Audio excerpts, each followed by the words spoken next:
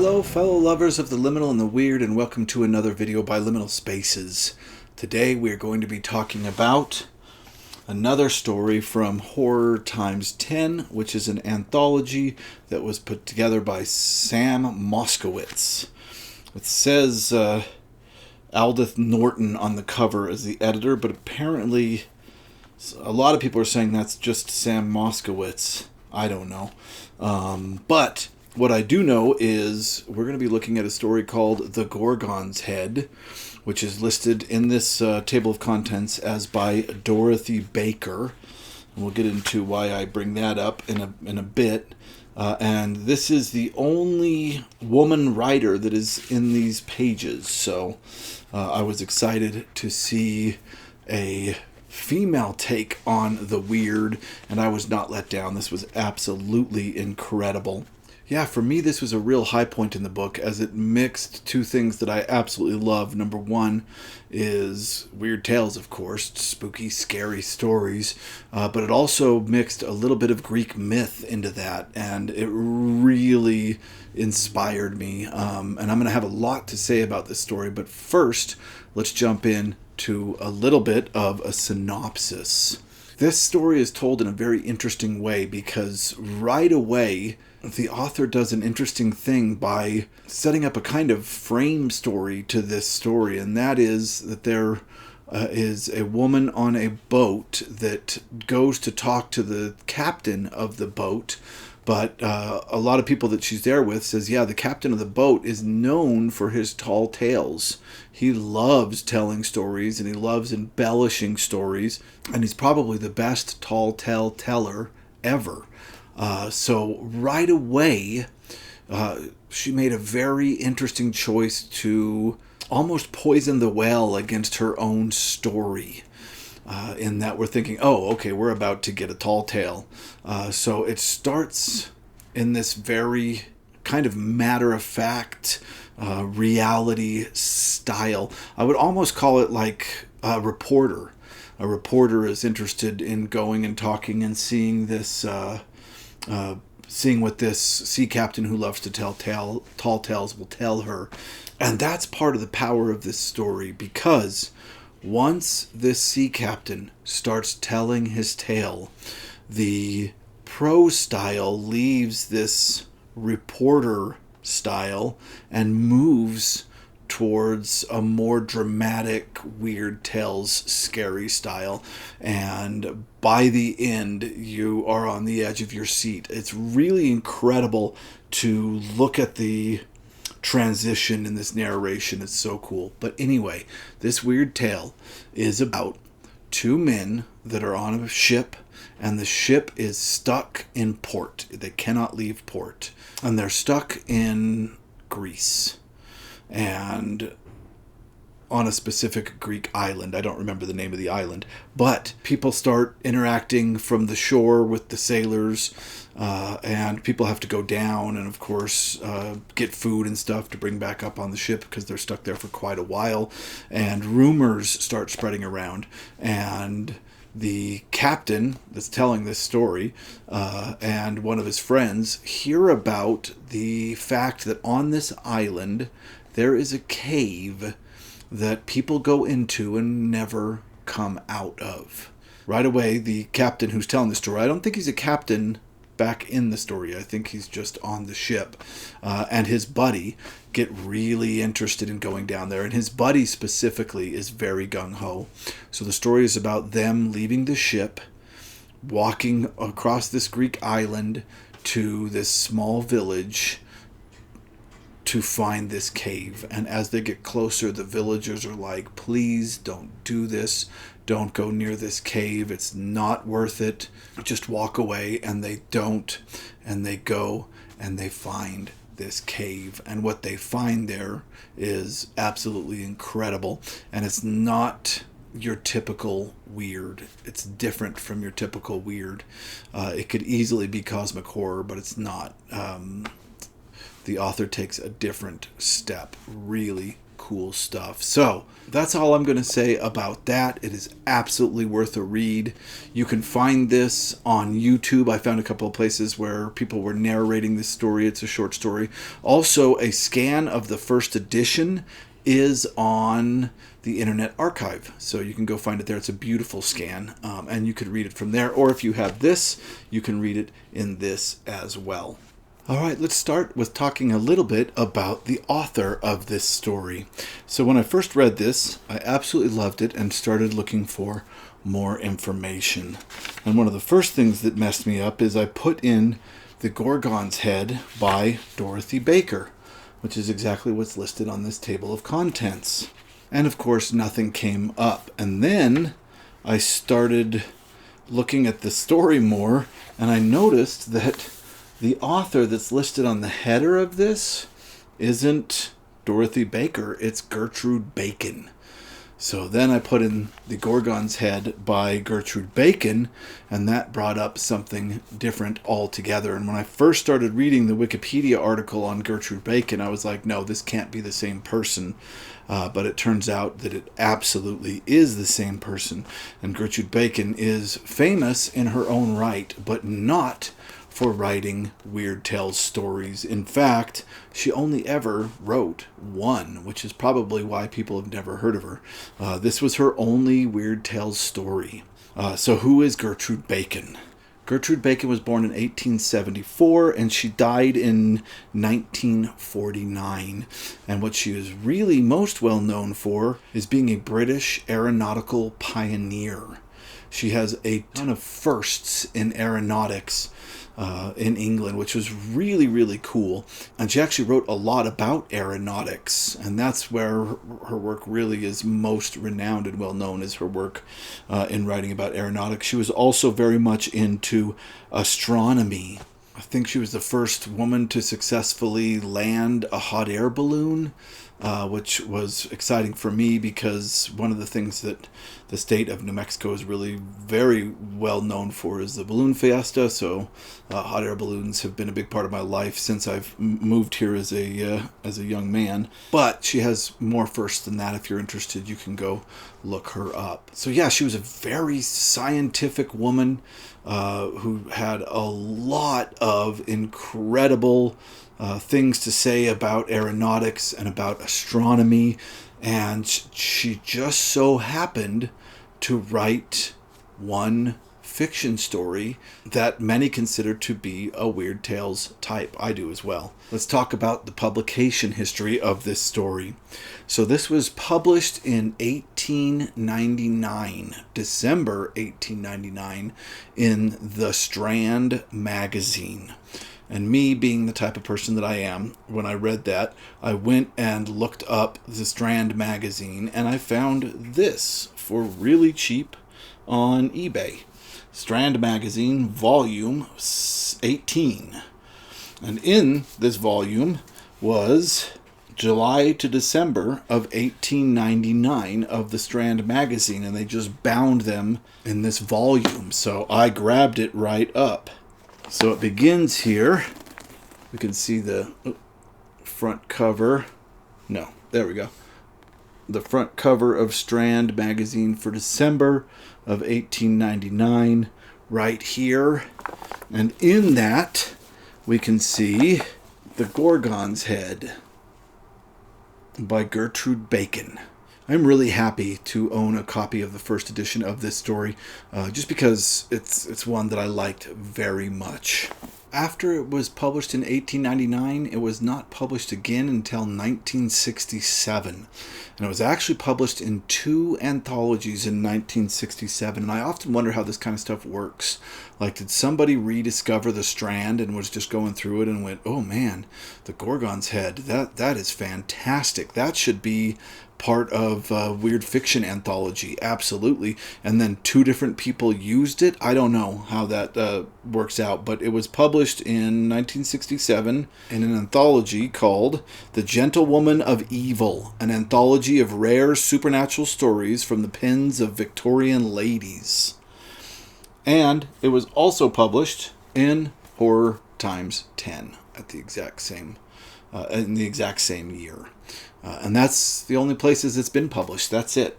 So I was lucky that I had this book and that I was reading through it, or I wouldn't have discovered this. Also, it looks like there's a lot of stuff in here that might be kind of early Weird Tales-ish. They go through Punch a lot. They talk about what was in Punch magazine. Punch was a very popular Victorian magazine, so it looks like the Strand would react to what was in Punch. But they also have a lot of interesting stories. So I'm looking forward to going through this and seeing what else I can find. Maybe I can discover an early weird tale that hasn't been talked about for like 150 years. That would be very cool.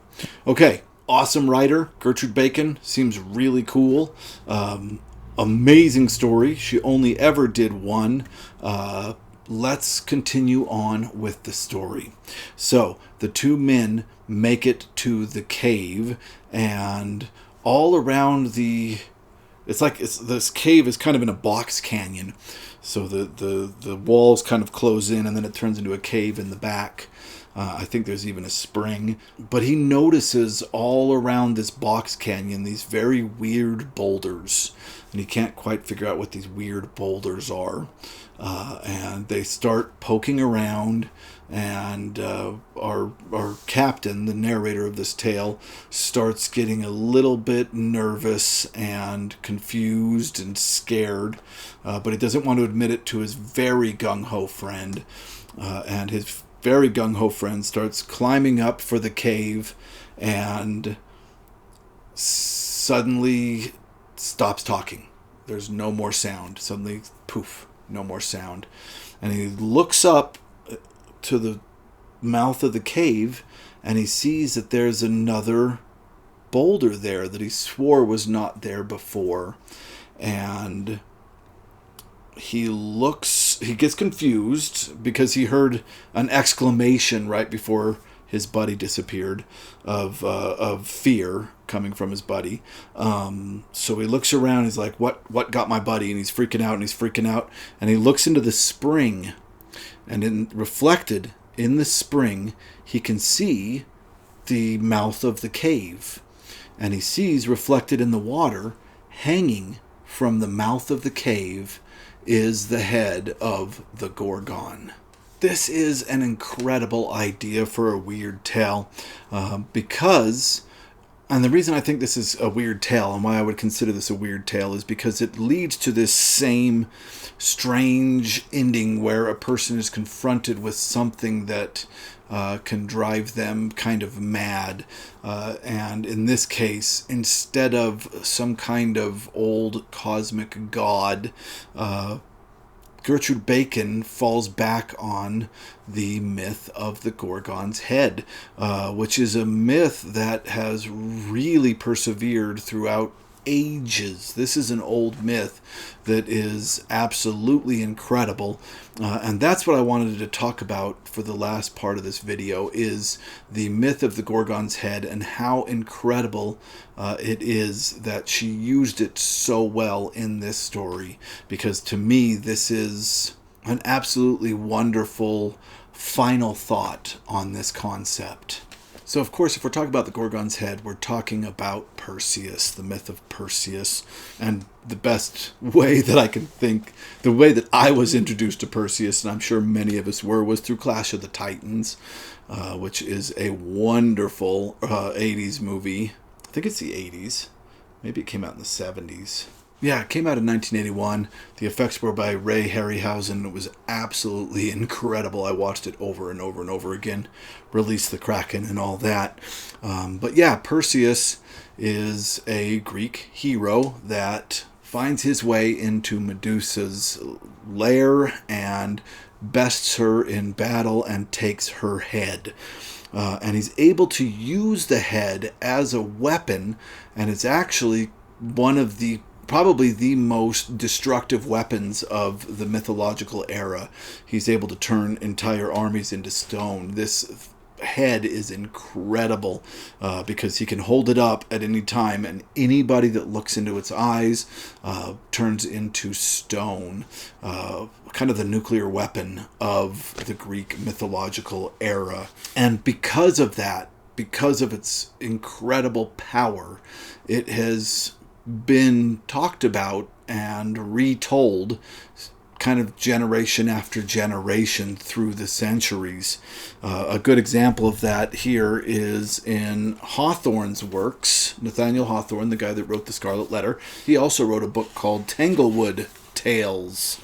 And these are, it's a wonder book for girls and boys. So this was specifically tales for young kids. And in it, he tells the story of the Gorgons Head. And this is a wonderful picture here of Perseus holding up the Gorgon's head, Medusa's head, and turning an entire crowd into stone. But even before Hawthorne was talking about this in his Tanglewood Tales, Ovid, I think in like the 60s to the 80s of the first century, was writing Metamorphosis. And I show this book off every time I can because it is the oldest book I own, from 1696. This is my copy of the Metamorphosis, which is one of my favorite pieces of... It probably is. Like if somebody was like, what is your absolute favorite book of all time? I think it would be this one. This is just an incredible group of stories that are all dealing with people changing shape in some way or another. And it is, in my opinion, kind of the perfect mix of fairy tale-like and mythic storytelling coming together in a wonderful book. So yeah, this is my copy of the Metamorphosis from 1696. Of course, I can't read that book, but I can read this wonderful translation by Mendelbaum. And if I were to recommend any version of the Metamorphosis, it would be this one. And I just want to read really quick a piece in this book about the Gorgon's head. And Perseus, drawing water, cleanses now the hands with which he'd won his victory. Unless the snake-wreathed head of Phorcys' daughter be damaged by the roughness of the sands, the hero softens the hard ground with leaves, and over these he spreads twigs of seaweed that flower under sea. Upon that bed the hero lays, face down, Medusa's head. The weeds he'd gathered were still fresh, alive, and so their porous marrows could soak up the Gorgon's power, and with that grow hard. Their leaves and stems became so strangely tough. Intrigued, the sea nymphs gathered still more twigs and watched that stunning metamorphosis. Then, scattering those weeds as seeds throughout the waves, they multiplied those coral shapes, and coral keeps that nature to this day. The pliant weed that sways beneath the waves above the surface stiffens into stone. And that's all we see of the Gorgon's head in the Metamorphosis, which is interesting because you'd think that there would be a lot more action with the Gorgon's head, but no, it's just that. And Italio Calvino noticed this, and he was writing a book called 6 Memos for the Next Millennium, which is specifically his philosophy of what makes a great novel or great writing. And this was assigned to me in college, and it's absolutely incredible. Every time I write, I think of these 6 important concepts that a piece of writing should have.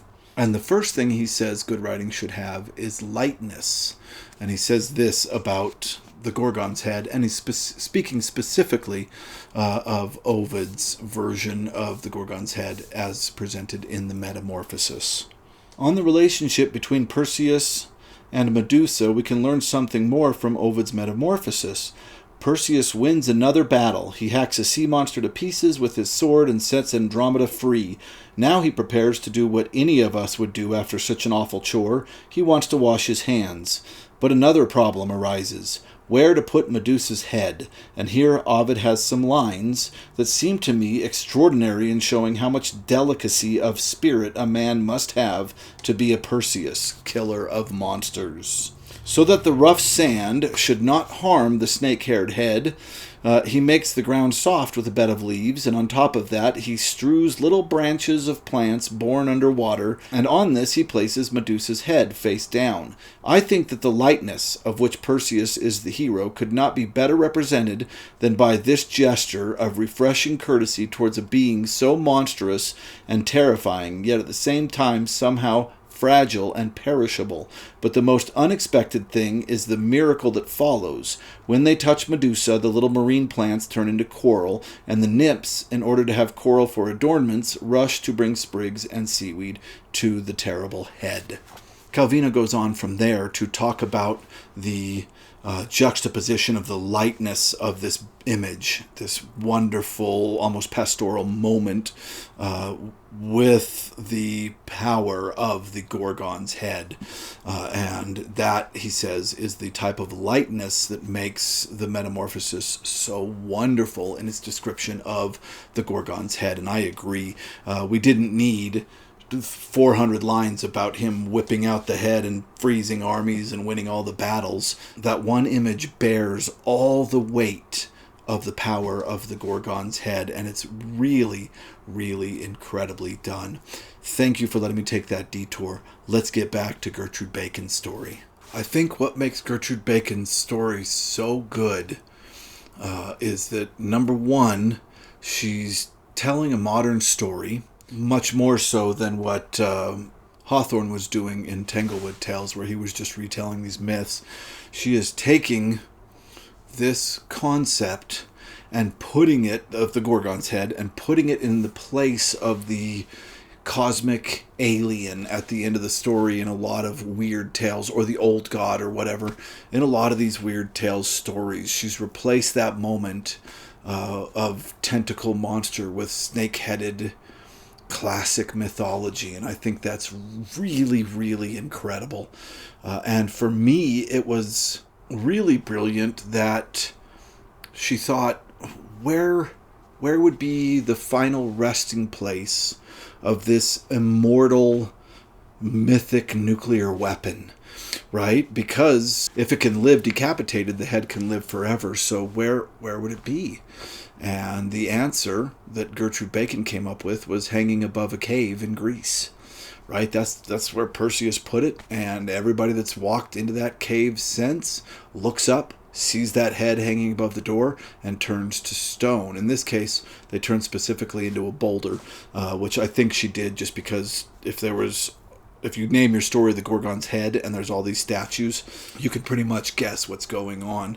The name Gorgon's Head, I feel like, for me, also let me guess what was going on. It might do a little better with a different name, and maybe with a different name she could have had statues people there, and it could have been just as creepy. But by calling it the Gorgon's Head, all that was out the door. But what I really loved about this is, as I read this, I was so excited to see somebody else dealing with the Gorgon's Head, because I've thought about the Gorgon's Head obviously quite a lot throughout my school years and even beyond.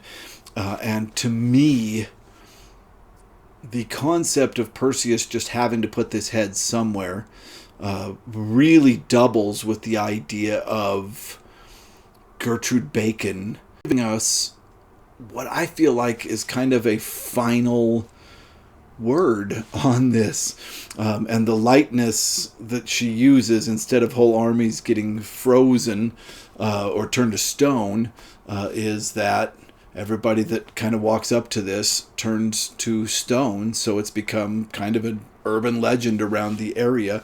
It's a wonderful place to leave the Gorgon's Head myth as well, if that makes sense. Like, this is such a wonderful way to wrap it up, to say Perseus had to leave it somewhere, and Gertrude Bacon then says this is the final word on the Gorgon's Head. It hangs forever now in above this cave that people can't come back from. I don't know if I did this concept justice. I hope I did. I hope you enjoyed me talking about the Gorgons Head. That's a really fun topic for me.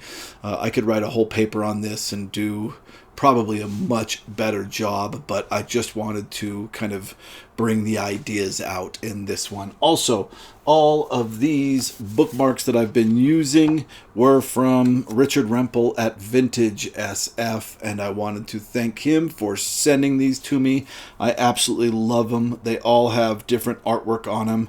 I know that the Outlaw Bookseller was able to look at them right away and tell exactly what books they were from. That I cannot do. This is cool. This is from an old Astounding magazine, Black Destroyer by A.E. Van Vogt. And yeah, so all of these bookmarks you see came from Vintage SF. He also sent me a lovely postcard with The Book of Imaginary Beings by Borges on the front. Super cool. I kind of want to find that book now. I've never heard of that. I like Borges, and that book sounds awesome. On the back, Richard wrote, "Reality is a crutch for people who can't handle science fiction," which is a quote from Gene Wolfe. And then Richard said, "Who needs reality? Loving the liminal and the weird. Keep reading, Richard Remple." Thanks, Richard. I really appreciate you sending me all those. They're absolutely awesome. If you would like some bookmarks and a postcard like these, I know that Richard is sending them off for anybody as long as they pay shipping. All right, thank you so much for watching. Man, I had fun with this story. This is probably my favorite so far from Horror Times 10. I do still have a Max Brand story and a Robert Bloch story and one other. We'll see if those can unseat this as the best. Wild writer. The fact that she only wrote one story, and it's such an incredible weird tale, but also to me an incredible statement of how we look at myth in a modern era, and how she kind of leaves the Gorgon's Head in this unknown cave hanging there to still wreak a little bit of havoc on mortals is just absolutely beautiful. Thank you guys for watching. I will see you next time.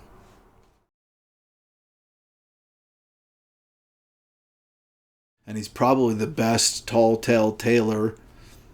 And he's probably the best tall tale